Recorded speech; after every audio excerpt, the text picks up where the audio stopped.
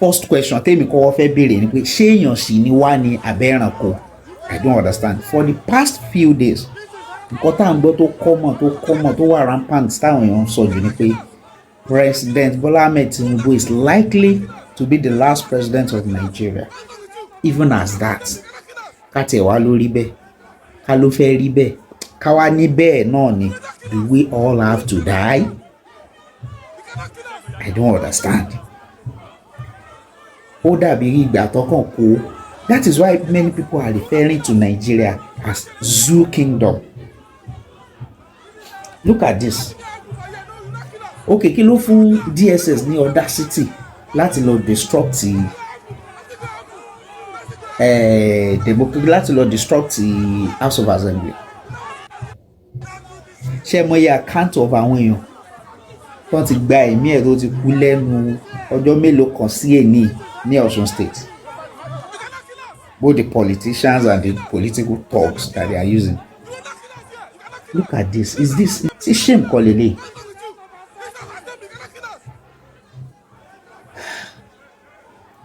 Ẹnìkan ní from Ọ̀ṣun to Lagos, ẹ continue. Ìkan ní now for Tinubu, but God's power, God is powerful than men. Zoo Nigeria of Animal Kingdom. Can you imagine? This is disappointing. Ẹnìkan kọ ní Yorùbá ó ní ṣiṣẹ́ ló ń bọ̀ nílùú Èkó yìí o. Ẹ̀fún nìyí àbí èdì, omi ti fẹ́ tẹ̀yìn wọ ìgbín lẹ́nu. Ó ń rúgbó bọ̀ láti assembly, ẹ fura. Ṣé nǹkan gidi lélẹ̀? Like, can we just continue this even after the splitting? Kala achieve Yorùbá nation. Is this going to stop or it will continue this way? Àwa ń ṣèjọba kan wà nílùú akọ̀ ń gbáyé bígbà tán kàn kó àwọn ẹranko jọ síbì kan. Kò sí decorum. Kò sí show of maturity. Ṣé national disgrace la fẹ́ pè lè ní àbí entire world disgrace?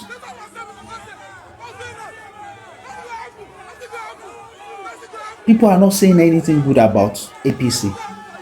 Why is it this tough? Why is this why what kind of thing is this?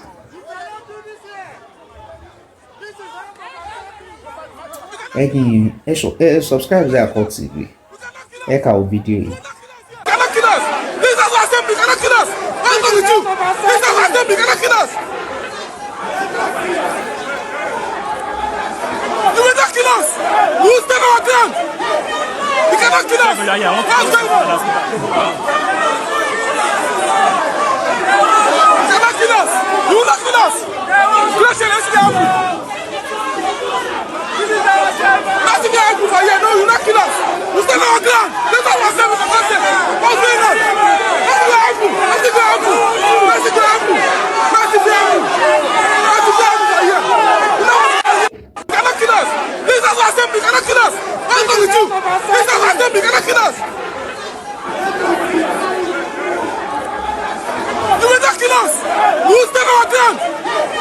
You cannot kill us. You cannot kill us. You cannot kill us. You cannot kill us. You will not kill us. Creation is the army. You cannot kill us. Nothing can happen for you. No, you will not kill us. You stand our ground. This is our assembly. What's going on? Nothing can happen. Nothing can happen. Nothing can happen. Nothing can happen. Nothing can happen for you.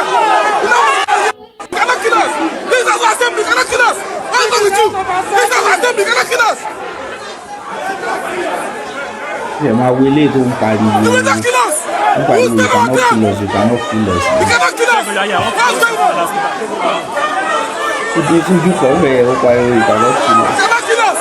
You will not kill us. Creation is the army.